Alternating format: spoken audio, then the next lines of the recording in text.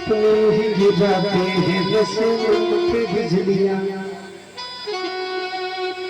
और जहां ये महसूस हो जाएगा कि ये हमारा है तो समझ लो कि उसी से परेशान होना जीवन भर। अरे जहां विश्वास है वही तो घात है,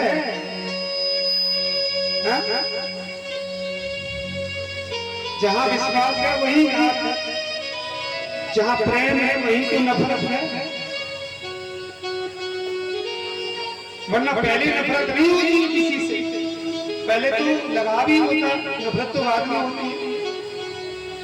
किससे होती है नफरत? शरीर से, आंखों से, कानों से नहीं, कर्मों से। किससे? कर्मों से।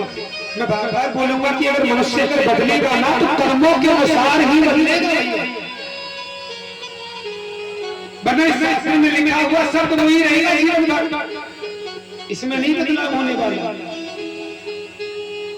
अगर हमको बदलना है तो अपने आप को थोड़ा थोड़ा बदलिए, कोई जरूरी नहीं है कि एक साथ ही बदला जाए।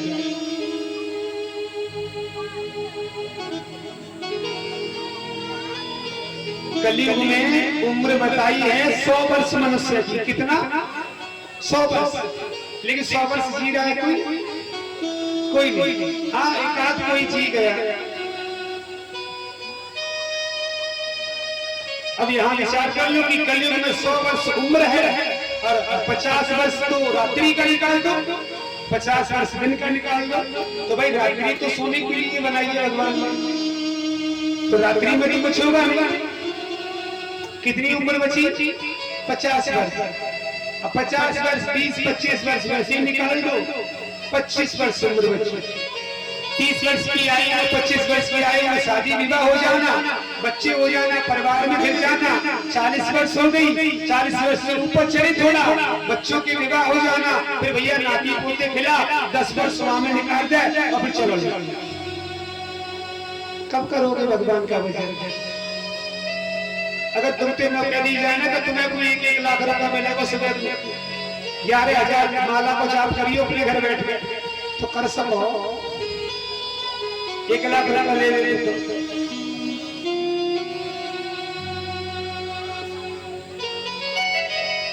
कष्ट पड़े तो भगवान याद आए और कष्ट ना पड़े तो इंसान याद आए। बताओ,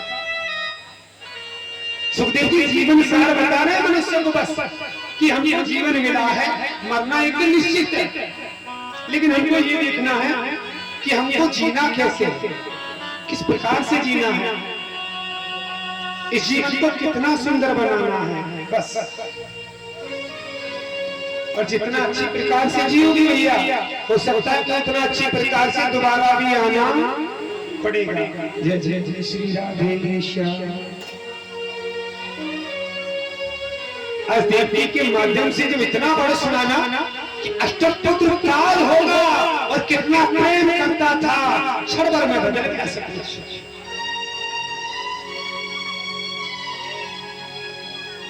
तलवार लेके सामने पर खड़ा बोले जब तू ही नहीं रहेगी तो पुत्र तेरे कहां से पैदा होगा। बस शिव जी सामने खड़े हो गए। कंस सुनो, तुम इसे मार नहीं सकते। क्यों? कि तुमसे ज्यादा कहीं अधिकार मेरा है, तुमसे ज्यादा कहीं अधिकार मेरा है, आप इसे मार नहीं सकते। और रही बात पुत्र की, अगर तुमको पुत्र चाहिए तो इसका 8वां पुत्र जो होगा वो हम तुमको दे देंगे, परंतु हमको छोड़ दिया जाए। कहां मानने वाला था, दोनों को पकड़ा, जेल में डाल दिया। और जब दोनों को जेल में डाला, समय गुजरा और समय गुजरते गुजरते एक पुत्र को जन्म दिया। कंस को ये मालूम पड़ा कि देव की पुत्र हुआ है, दौड़ा दौड़ा गया, मारने का प्रयास किया। देव की सामने हाथ जोड़ के खड़ी होगी, भैया आपको अगर भय है, डर है तो वो अपने से है, पहला है, छोड़ दो तू इसे, छोड़ दो। आके आके बैठ गया। कंस के गुरु है नारद जी। नारद जी आ गए और जब भ्रमण करते करते घूमते घूमते देखा कंस अभी तक कोई पुत्र नहीं हुआ क्या? प्रभु पुत्र तो हुआ है पर वो पहला है, मुझे क्या लेना? अरे मुझे डर है तो 8 में से। नारद जी मन में सोच रहे कि तेरे अंदर दया आ गई। अगर तेरे अंदर दया आ गई तो फिर भगवान का आना मुश्किल हो जाएगा। दया नहीं आनी चाहिए। बुद्धि को विकृत कर दिया और जब बुद्धि को विकृत किया बोले ऐसा भी तो हो सकता है कि पहला 8वां हो और 8वां पहला हो।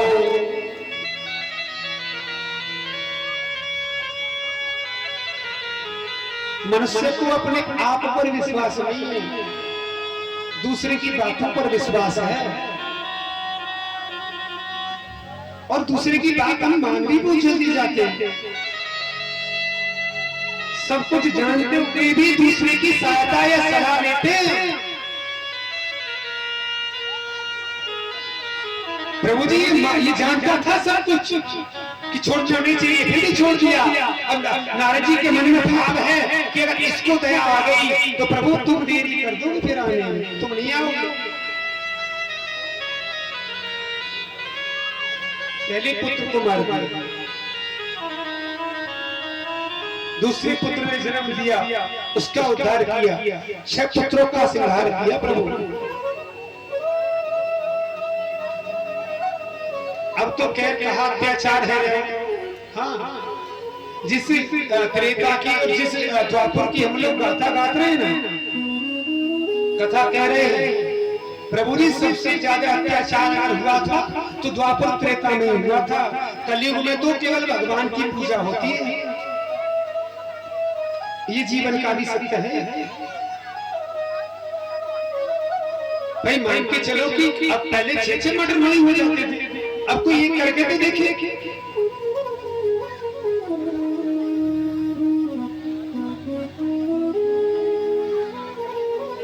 सातवें पुत्र की तैयारी चल रही है और यहाँ पर आपके दाऊजी आ रहे हैं, देखो बड़े बड़े और बड़े बड़े के केवल इसलिए आ रहे हैं कि जब छोटे थे ना त्रेता युग में लखनलाल बन के आए थे तो राम जी जब जिद करते थे तो लखनलाल पैर दबाते दबाते कहते थे प्रभु अभी थोड़ी देर और सेवा करने में दो ना। तो राम जी मना करते थे तो लखनलाल बोले भैया अगर मैं बड़ा होता ना तो फिर तुम चुप पड़े रहे। राम जी बोले अगर बड़े बनने की इच्छा है तो फिर बड़े बन के चला जाना। बोली गोविंद भगवान की जय, जय जय श्री राधे श्याम। आजा आजा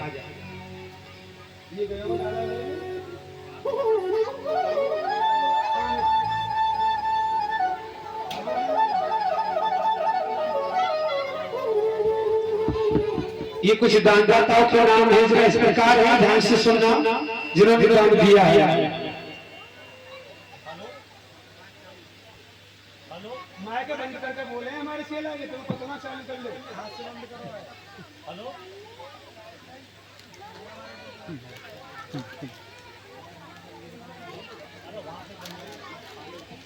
ऐसे ही क्या सुना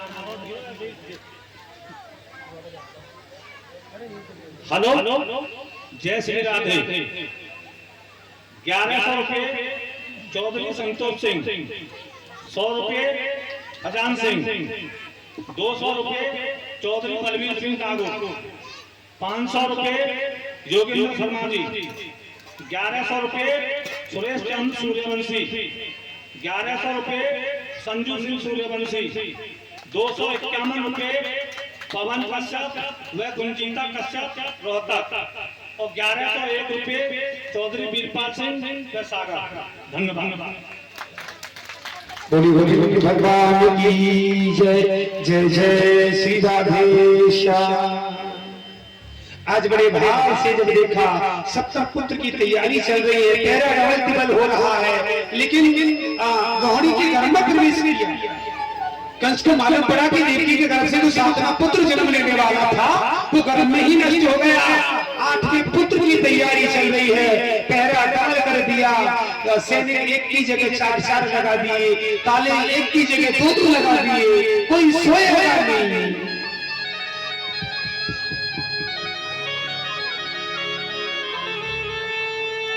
अष्टमी का दिन है,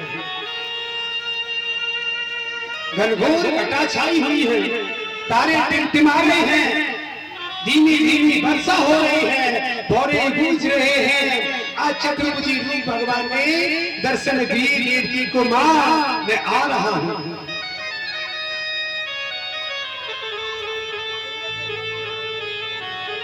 और जब इतना दर्शन दिया ना तो देवकी ने देखा प्रभु, भगवान ने तो कहा था तू आदेश कर मेरी मां, अगर तू चाहे तो फिर आज ही कंस को मार दूं, अगर तू चाहे आज ही मार दूं।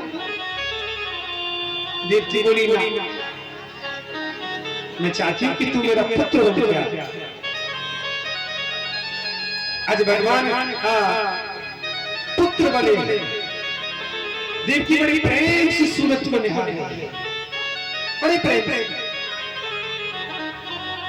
बसदेव जी बैठे हैं, ये भगवान ने पहले ही अवगत करा दिया था। जब चतुर्भुजी रूप दर्शन दिया था ना, देवकी घबरा रही थी, प्रभु मैं आपको कहां छुपाऊंगी, मुझे छुपाने की जरूरत नहीं है, तो मुझे मुझको छोड़ के आना। बसदेव जी बैठे बैठे एक जाल को तैयार कर रहे हैं। कन्हैया का जब जन्म हुआ था ना, बसदेव जी ने निहारा, देवकी ने निहारा, और उग्रसेन ने भी दर्शन पाया था मेरे गोविंद का।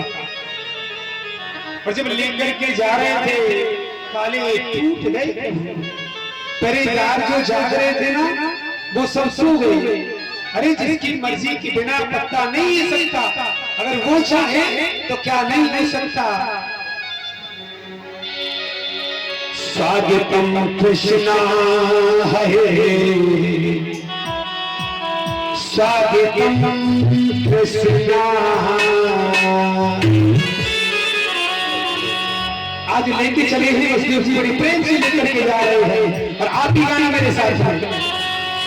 स्वागतम सुस्वागतम, स्वागतम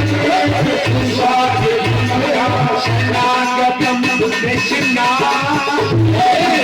स्वागतम कृष्णा, स्वागतम कृष्णा, स्वागतम कृष्णा।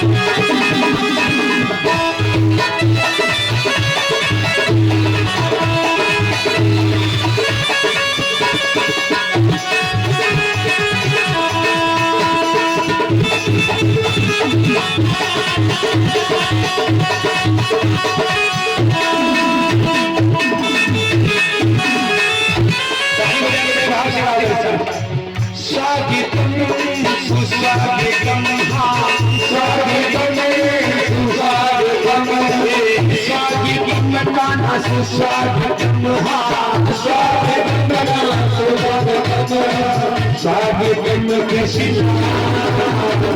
कृष्णा, स्वागतम कृष्णा, स्वागतम कृष्णा, स्वागतम कृष्णा।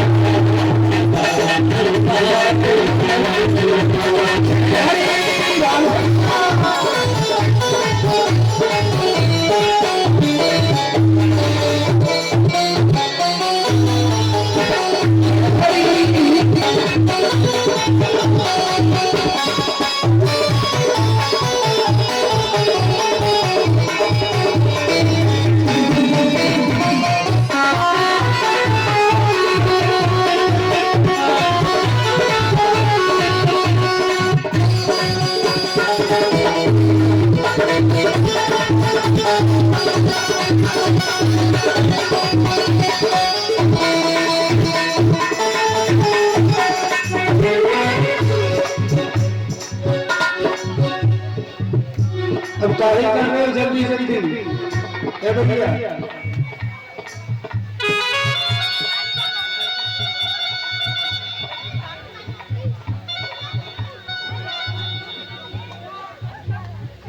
ओ चलो मयूर श्याम मेरे ढोल पे चलिए ओ चलो मयूर श्याम मेरे ढोल पे चलिए ओ चलो मयूर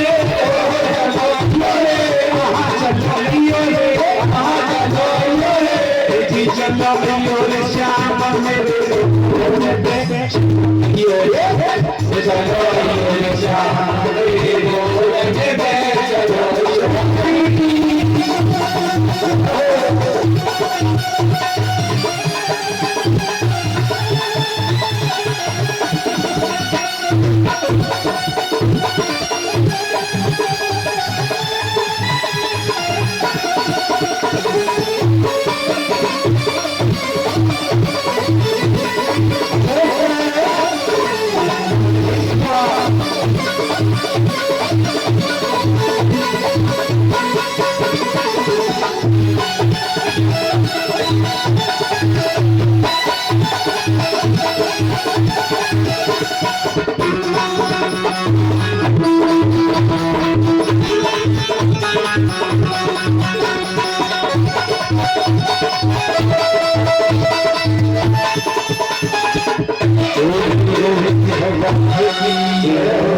जय जय श्री गणेश।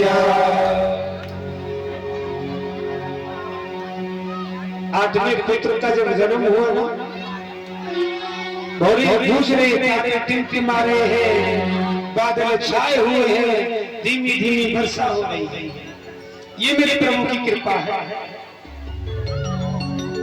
परिवार एक की जगह 4 लगा दिए प्रभु ताले टूट गए और अरे लेकर के जब चले हैं ना